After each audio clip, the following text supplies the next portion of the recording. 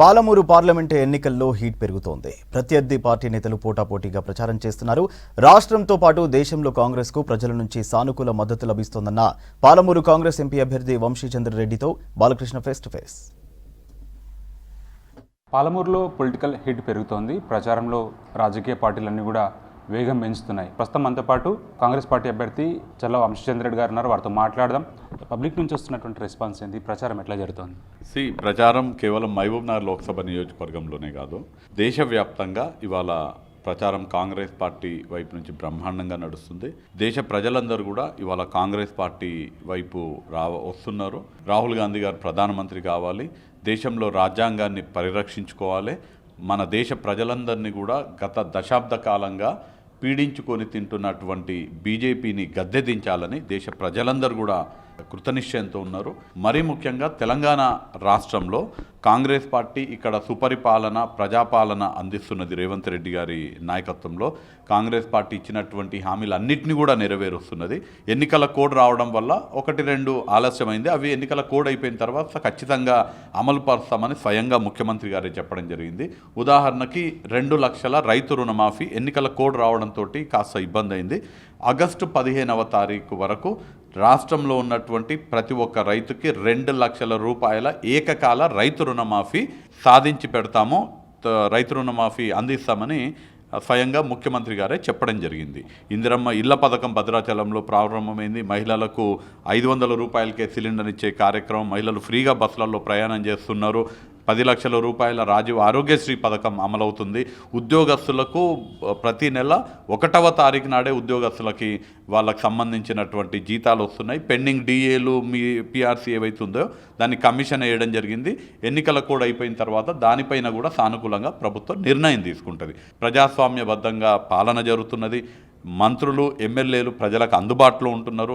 ప్రజా సమస్యలని పరిష్కరించడానికే అత్యధిక ప్రాధాన్యత ఇస్తున్నారు. కాబట్టి రాష్ట్రంలో కూడా కాంగ్రెస్ పార్టీ వైపు గాలి ఉన్నది. మరీ ముఖ్యంగా మహబూబ్ నగర్ జిల్లాలో ఈ ఎన్నిక పాలమూరు అభివృద్ధికి సంబంధించిన ఎన్నికగా ప్రజలు భావిస్తున్నారు. ఈ ఎన్నిక పాలమూరు భవిష్యత్తుకి, ఈ ఎన్నిక పాలమూరు భవిష్యత్తు తరాలకి సంబంధించిన ఎన్నికగా పాలమూరు ప్రజలందరూ కూడా భావిస్తున్నారు. గత 10 సంవత్సరాలలో ఇక్కడ పాలించినటువంటి బీఆర్ఎస్ కానీ, కేంద్రంలో పాలించినటువంటి బీజేపీ కానీ పాలమూరు జిల్లాకి చేసినటువంటిది శూన్యం. మీరు చేస్తున్న అలిగేషన్స్ భిన్నంగా నిన్న కేసీఆర్ మాట్లాడింది. రేవంత్ చోటే బాయ్, మోడీ బడే బాయ్ అంటున్నారు. తెలంగాణకు, ముఖ్యంగా పాలమూరు జిల్లాకు మోడీ ప్రభుత్వం ఏం చేయలేదు, విస్మరించింది. పాలమూరు రంగారెడ్డి ప్రాజెక్టు జాతీయ హోదా ఇవ్వలేదు అంటుంటే ఓవైపు 2 పార్టీలని ఒకటే అనే భావన నిన్న కేసీఆర్ వ్యక్తం చేశారు. దీన్ని ఎట్లా చూస్తారు? కేసీఆర్ 80,000 పుస్తకాలు చదివిన కేసీఆర్కి మినిమం పొలిటికల్ సెన్స్ ఉండాలి. ఇవాళ దేశంలో నరేంద్ర మోడీని ధైర్యంగా కొట్లాడుతున్నది. ఏం చేసినా రాహుల్ గాంధీ గారి ఎంపీ పదవిని పీకేసారు, రాహుల్ గాంధీ గారు ఉన్నటువంటి ఇల్లుని లాక్కున్నారు.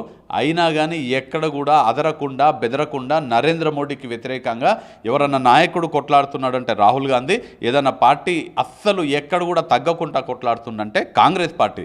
ఇవాళ కేసీఆరే వాళ్ళ బిడ్డే ఏది ఆ లిక్కర్ స్కామ్లో ఇరుక్కుంటే వాళ్ళ బిడ్డని బయటపడేసుకోనికే ఇవాళ భారతీయ జనతా పార్టీతో కుమ్ముక్కయ్యారు. అసలు కేసీఆర్ బీజేపీ కుమ్ముక్కై కేవలం కవిత కోసం బిడ్డని లిక్కర్ స్కామ్ల నుంచి బయటపడేయడానికి బీజేపీకి అమ్ముడుపోయినటువంటి నాయకుడు కేసీఆర్. రాష్ట్రంలో 3 నెలల పాలనలో పూర్తిగా నాశనం చేసింది, ఏ పథకాలు కూడా అమలు కావడం లేదు అని నిన్న కేసీఆర్ విమర్శ చేశారు. దీన్ని ఎట్లా చూస్తారు? ఇవాళ చెప్తున్న కేసీఆర్ రేవంత్ రెడ్డి పాలన మీద, కాంగ్రెస్ పాలన మీద విమర్శిస్తున్నారు కదా. మీరేం చేయలేదు అంటున్నారు కదా. బస్సులో ప్రయాణం చేస్తున్న కోట్లాది మంది మహిళలు ఇవాళ కేసీఆర్కి వ్యతిరేకంగా తిరగబడతారు. 500 రూపాయలకే సిలిండర్ ఇస్తున్నాం కదా.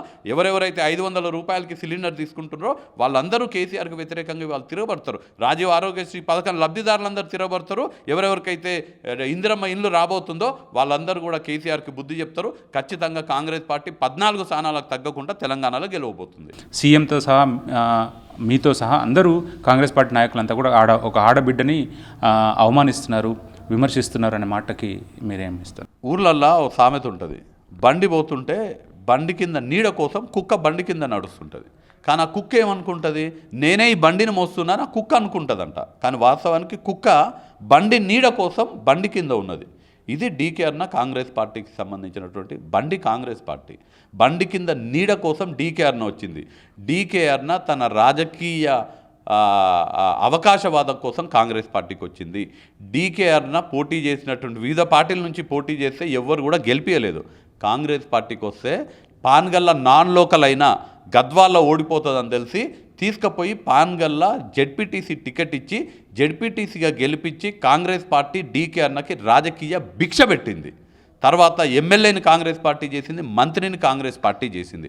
ఇవాళ ఆ కుక్క అంటే నేను ఆ సామెతని చెప్తున్నా, ఆమెని అనట్లేదు, కానీ కుక్క ఆ బండి నేనే మోస్తున్నానంటే ఎంత అవివేకమో, డీకేఆర్న ఆ అభివృద్ధిలో నాది భాగస్వామ్యం ఉందనంటే అంత అవివేకము.